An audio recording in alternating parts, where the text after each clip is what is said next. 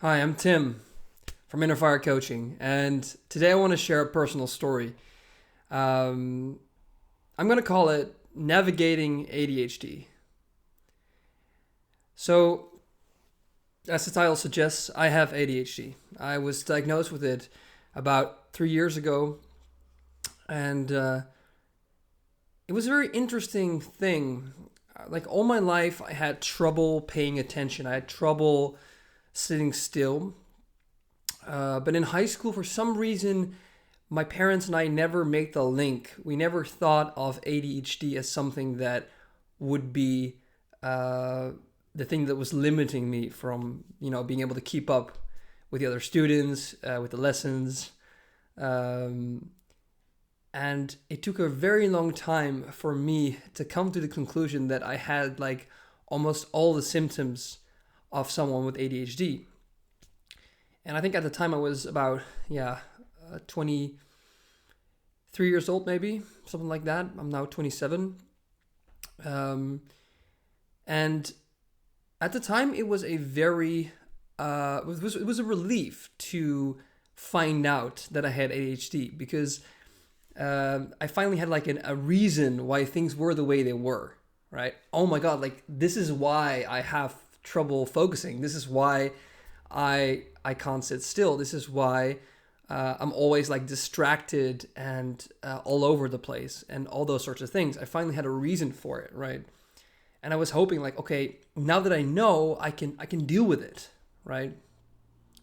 So the organization that diagnosed me, I'm not gonna mention it, but they had this kind of diagnostic plan. It was very very simple. What they simply did, so they gave you the diagnosis, and then they prescribed you medication to deal with the ADHD symptoms, namely to give you a bit more focus, to allow you to do your study tasks or your work without being constantly distracted by everything. And I was very enthusiastic. I thought, okay, shit, this can actually help me. All these years I've been struggling so much, even though I know I have the intellectual capacity to be able to do these things. And this drug, this medicine, can help me perform better.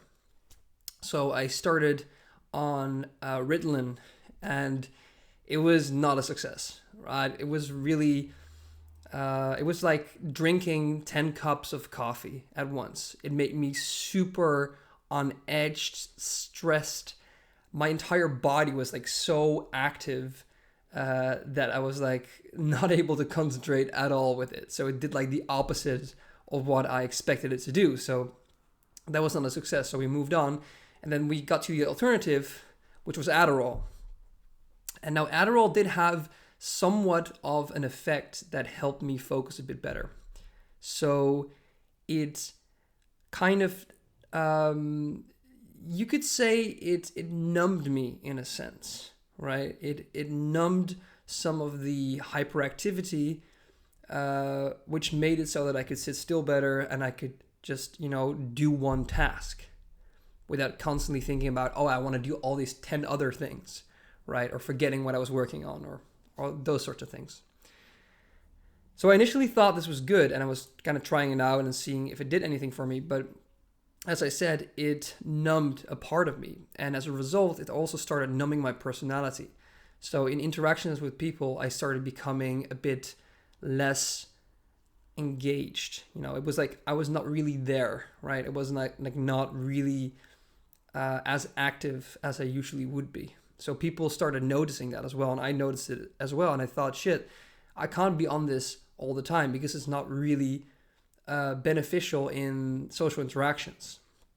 So I decided to stop, at least for the times that, or at least just do it in the moments where I needed to focus, where I needed to study. Now, I did it for a while, and in the end, honestly, it didn't do as much for me as I hoped it would. It made me slightly more focused, but at the same time, I didn't feel good using it, right? So after a while, I gave it up. And that's when I really started getting into self-development and kind of looking at all the things that I could do to more naturally increase my focus and to become more productive, become more energetic, all those sorts of things. And I have tried lots of things, right? I've tried pretty much anything you can just think about, right? I've, exercises, diets, yoga, meditation, just everything that like self-help books will prescribe you to do. And out of everything that I did, there was only one thing, which is actually a pretty big thing, but it was one thing that made a really big impact, that has virtually taken away most of the disabilities that are associated with ADHD. And that thing is the dopamine detox. Now, when I first heard about dopamine detox, it was about 2 years ago. And there were lots of videos coming up on YouTube that were promoting the act of just not being on Instagram, or not being on YouTube that much. Kind of counterintuitive, but so not using YouTube that much, not using Instagram that much, not watching that much Netflix, no porn, not much alcohol, all those sorts of things. And it seemed to me like a very much like a monk-like existence, right? So I would try a little bit to detox, but I would never really get the benefits from it. So I kind of just wrote it off as this doesn't work for me, right? This might work for other people who don't have ADHD, but it doesn't work for me. Now, fast forward about 1.5 years, about a half year ago, I decided I needed to try Adderall again because my study wasn't going that well. I was super exhausted all the time, sleeping 10 to 12 hours a day, still being exhausted, not able to focus. And I thought, shit, I gotta give Adderall one more try because this is just not feasible. I cannot do this, right? I tried it again, and it seemed to once again do the same thing as before. Like, it helped me a tiny bit, but it also had a detrimental effect on that. It numbed me, right? It made me feel a bit like a zombie. So once again, I thought to myself, shit, I can't do this. And that's when I decided, okay, there's one thing in all these years that I haven't done really actively. And that is, I'm going to put this out there. I quit watching porn. And I quit playing video games, quit watching Twitch. These are the two big ones, right? Now, for many men out there, I don't know if you're watching this, and if you're watching porn yourself or if you're playing video games, especially if you're younger, it feels like those are just things that men do, right? Men watch porn, men play video games, and what's the real harm in it? It's just, it's exciting, it's stress release, it makes you feel good. What's the big deal, right? Well, I figured out what the big deal was, because after I quit, and it's been a month now without, I have had more energy, more focus. I've felt less anxiety, and this is not just towards, having to give a presentation or doing certain sports, but also in interactions with women and such. Everything in my life has become better since I quit those two things. Now, I was inspired by Hamza initially to do this because he really warned men about the dangers of watching porn and playing video games because of what they just do to your brain. And I watched Andrew Huberman on his podcast. He also talks about the effects of porn on the brain. I never really realized how profound that impact was until I quit, until I realized, oh shit, like this is insane. it's just completely, it has completely reshaped my life. And now I have to reshape it once again. I have to take control of my life once again. And yeah, it was the biggest step that I wasn't willing to take prior, because I've been working out a lot for years now. I've going to the gym, eating healthy, meditating, which has also been amazing. But all of that paled in comparison to simply quitting porn and video games.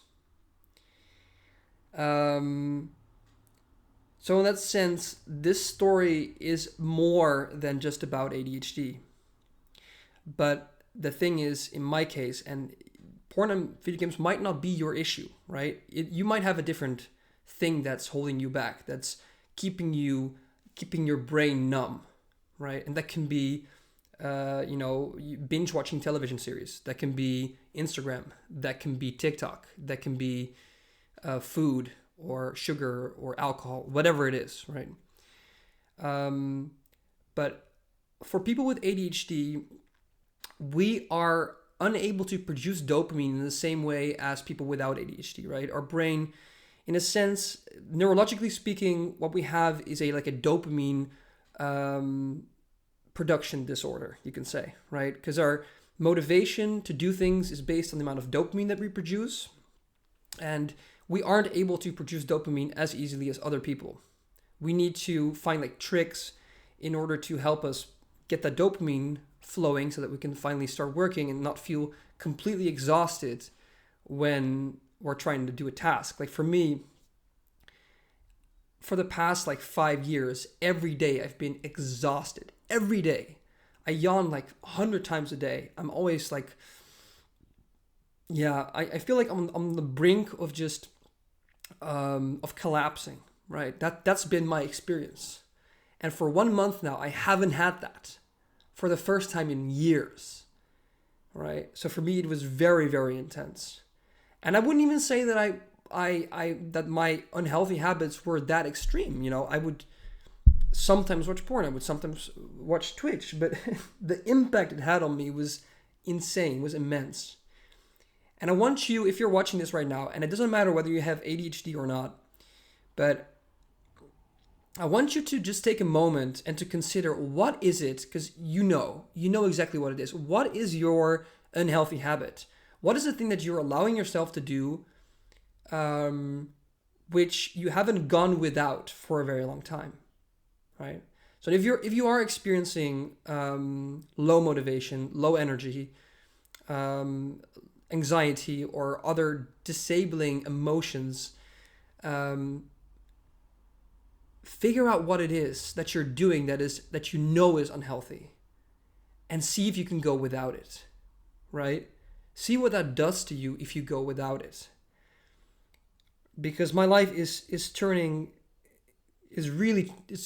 around, right? It's incredible in a sense, what's happening right now. But I want you to experience the same thing, right? I want everyone to experience the same thing, is that for life to be possible, for a real life to be lived, it is so important that we give up the things that hinder us from fully living, right? And I know it might sound at first like you're giving something up that is, one of your pleasures, and that what would you do without your pleasures, right? That might be the first thought you have, yeah, but after a long day of working very hard, if I can't watch my game or, do my thing, then what do I have left? But the funny thing is, as soon as you quit those things, you're going to start enjoying your work more. You're going to start enjoying working out more. You're going to start enjoying, reading more. Or you're going to pick up another hobby that's healthy, that's allowing you to develop yourself. And you're going to enjoy that so much more because your brain is going to recalibrate, right? You're going to get more dopamine from things that you normally wouldn't enjoy as much. You're going to enjoy food more, even healthy food, right? And That's the thing. That's what I'm experiencing right now. I'm enjoying all the things more that I would usually take for granted or wouldn't even like in the first place. I was never a reader, and now I like reading books, right? And that's to me like an amazing consequence of this detox. And I don't even think that detox is the right word, to be honest. It is just lifestyle. It's just, this is my life now. I am not going back. I'm not doing these things ever again. I've seen what is on the other side, and I like it here so much better than I liked where I was before. So don't just call it a detox. It is a detox in a sense, but once you have made that decision, once you have detoxed, that is your life, right? That doesn't mean that you can't ever do something that is pleasurable and a bit unhealthy. Maybe sure, you can have some drinks, you can go on to a party, you can do some fun things, but know those things that are so bad for you that you should absolutely cut them out, because I have identified them for me, and I want you to I want you to do the same for you. So do that, and then I hope that this message helped you in some way. And I will be posting more videos about my experiences with managing ADHD. And I will see you soon. Tim out.